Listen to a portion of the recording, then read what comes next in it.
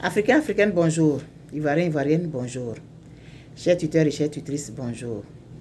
Chers enfants capables de Côte d'Ivoire, d'Afrique, des Caraïbes et de partout dans le monde, bonjour.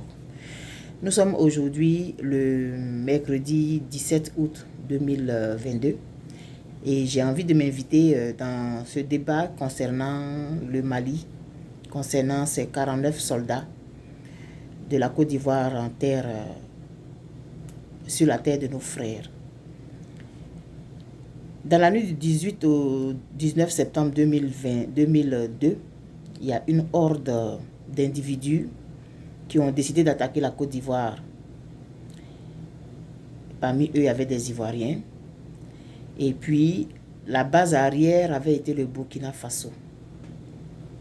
Au début, quand on le disait, certains trouvaient que ceux qui le disaient exagéraient. Il y a un groupe d'individus en Côte d'Ivoire qui ont décidé de se porter avocat du Burkina Faso relativement à ces accusations-là. Quand je dis le Burkina Faso, je ne parle pas des populations, je parle de la gouvernance, ceux qui étaient à la tête de ce pays-là à l'époque. Les années ont passé, aujourd'hui, les preuves ont été démontrées en grand nombre, assez très grand nombre, des preuves qui accusaient cette gouvernance-là qui avait permis que son territoire soit base arrière pour attaquer un autre pays, un pays frère. La Côte d'Ivoire avait été alors présentée comme xénophobe dans le monde, surtout en Afrique de l'Ouest, en Afrique même noire en général, et plusieurs autres citoyennetés en voulaient aux Ivoiriens parce que la campagne médiatique de salissage avait été tellement bien menée, elle avait été faite pendant de longues années, avant même que cette série d'actions négatives et néfastes pour la Côte d'Ivoire ne soit enclenchée. Les Ivoiriens avaient été présentés comme des gens qui étaient des anti-étrangers, ils n'avaient pas le droit de se plaindre, ils n'avaient pas le droit d'accuser X ou Y. Tout ce qu'ils posaient comme action leur valait le sale sobriquet de xénophobe. Il y a des Ivoiriens même qui ont clamé haut et fort que leurs frères ivoiriens sont des xénophobes. Ils ont été reçus sur les plateaux dans le monde entier et ils ont présenté leur pays comme étant xénophobe. Aujourd'hui, la Côte d'Ivoire a envoyé, quand on dit la Côte d'Ivoire, encore une fois, ce n'est pas les populations, c'est la gouvernance, a envoyé 49 soldats en territoire frère au Mali. Et cette affaire est une nébuleuse. On ne sait pas où est la tête, où est la queue. On ne voit pas l'action de la Côte d'Ivoire par rapport à ça. On ne voit pas la Côte d'Ivoire faire profil bas par rapport à ça. Mais ce à quoi on assiste, c'est des gens qui sont sur les réseaux sociaux, qui font des vidéos et qui attaquent de façon verbale le gouvernement de transition au Mali, qui attaquent les populations maliennes mais naturellement, les Maliens aussi vont faire des vidéos pour réagir. Au moment où la Côte d'Ivoire a été attaquée en 2002, il n'y avait pas encore en ce moment-là des vidéos, il n'y avait pas Facebook et tout. Sinon, on aurait eu les mêmes réactions là aujourd'hui. Faisons plutôt profil bas, Côte d'Ivoire, au lieu de mettre l'huile sur le feu. Je ne sais pas si on a un ministre des Affaires étrangères. Je ne vois pas vraiment qu'est-ce que la Côte d'Ivoire fait dans ces conditions-là pour éclairer l'opinion. Mais elle ferme les yeux sur les manquements que certains de ses citoyens ont sur les réseaux sociaux et sur le terrain. Il y a des concerts qui ont été annulés, simplement parce que ces personnes viennent du Mali.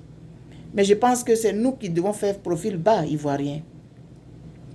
C'est nous qui devons plutôt faire profil bas. Et c'est nous qui devons faire ça.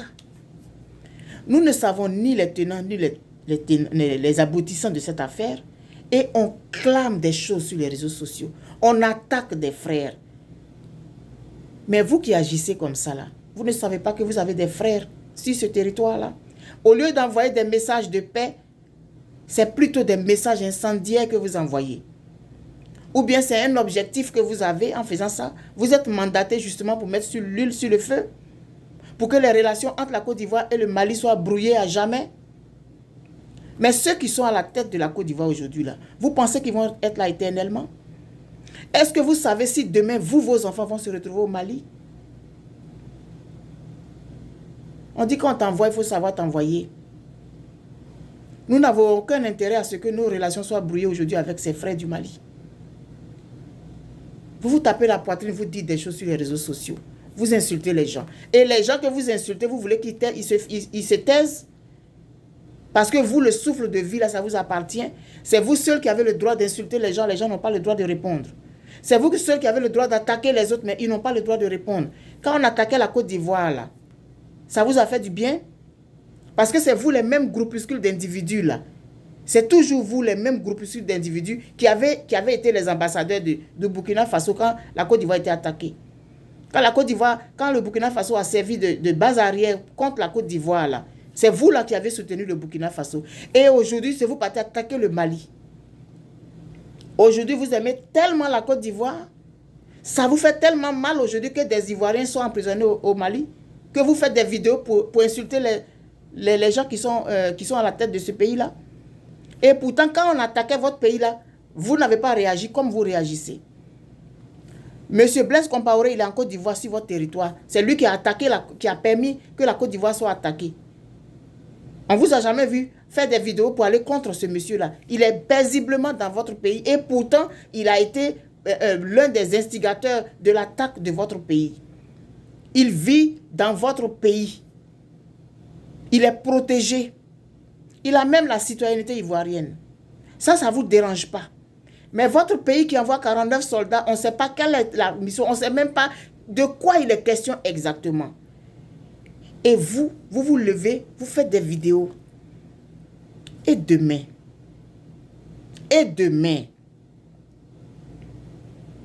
on n'est pas là pour défendre les 49 soldats, défendre coûte que coûte. Il faut chercher la vérité. Et quand on ne l'a pas encore, l'attitude à avoir, c'est essayer de faire baisser la pression au lieu de mettre l'huile sur le feu. Vous n'êtes pas de bons avocats. Vous n'êtes pas de bons avocats. Il n'est pas question aujourd'hui de défendre pour défendre. Moi, je ne peux pas défendre pour défendre et puis après aller avoir honte. Mais quand vous faites comme ça, ceux qui sont à la tête du Mali, là, ils vont durcir le ton. Mettez un peu d'eau dans votre vin. Ça vous donne quoi de faire ce genre de vidéos? À moins que vous soyez en mission, à moins que vous sachiez très bien où vous allez. Aujourd'hui, là, ce que vous faites là, vous n'êtes pas xénophobe. Ça, c'est pas de la xénophobie, ça. C'est pas de la xénophobie d'aller faire que des artistes suspendent, annulent leurs concerts. Ça, c'est pas de la xénophobie. Insulter les frères d'à côté, c'est pas de la xénophobie. Attaquer un gouvernement qui est dans son pays, sur son territoire, et qui essaie de défendre ses ressortissants, c'est pas de la xénophobie. Quand c'est vous qui agissez comme ça, là, c'est pas de la xénophobie. Mais quelqu'un qui a attaqué son gouvernement, a attaqué et il pose des actions, il accuse des gens. Vous aviez trouvé à l'époque que c'était de la xénophobie. Vous aviez trouvé que vos propres compatriotes étaient des xénophobes contre le Burkina Faso, le Mali, la Guinée, le Sénégal, comme toute l'Afrique de l'Ouest. À tel point que quand la Côte d'Ivoire se démenait dans cette difficulté-là, tous les autres chefs d'État avaient donné dos. Et c'est vous aujourd'hui qui venez mettre l'huile sur le feu. Qu'est-ce que vous voulez exactement? C'est la citoyenneté ivoirienne que vous êtes en train de défendre comme ça aujourd'hui? L'Ivoirien n'est pas violent. L'Ivoirien n'est pas violent. Et vous démontrez exactement qui vous êtes. Parce que vous ne pouvez pas agir comme ça quand votre maison est attaquée. Quand votre maison avait été attaquée, vous vous êtes mis avec celui qui attaquait. Aujourd'hui, vos soldats sont dans une mission bizarre. Vous partez, vous attaquez ceux qui ont le droit de se plaindre aujourd'hui. Mettez de l'huile, mettez de l'eau dans votre vin. Parce que ce que vous faites là, ce n'est pas sage. On n'a aucun intérêt à être en problème avec des frères. Oh non, non. Si ça pète là-bas, là, ils vont venir se réfugier dans les pays frontaliers. Ce n'est pas sage ce que vous faites. À moins que vous soyez en mission commandée. En ce moment, on va comprendre.